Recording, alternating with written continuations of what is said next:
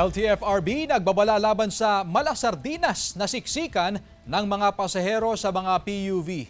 Naritong report. Paalala ng LTFRB, bawal ang malasardinas na siksikan ng mga pasahero sa mga pampublikong sasakyan. Pagsunod daw yan sa direktiba ng Department of Transportation para sa mas ligtas at mas komportableng public transportation sa Pilipinas. Para sa mga tradisyonal at modern jeepney, 12 hanggang 32 lang ang pwedeng isakay na pasahero. Basta raw hindi lalagpas sa nakatakdang maximum capacity ng manufacturer nito.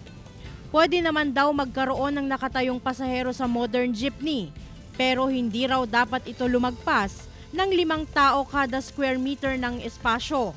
Para sa mga UV Express, dapat 9 lang ang sakay ng mga AUV, kabilang ang driver. 10 naman para sa regular na van habang 12 para sa mas malaki pang mga van. Higit 50 naman ang pinapayagan sa mga bus basta hindi lalagpas sa maximum capacity nito. Tulad sa modern jeep, pinapayagan din ang mga nakatayong pasahero pero limitado lang.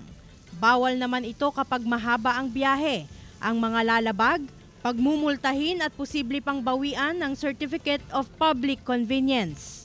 Glam Kalikdan, Dizon, One North Central Luzon.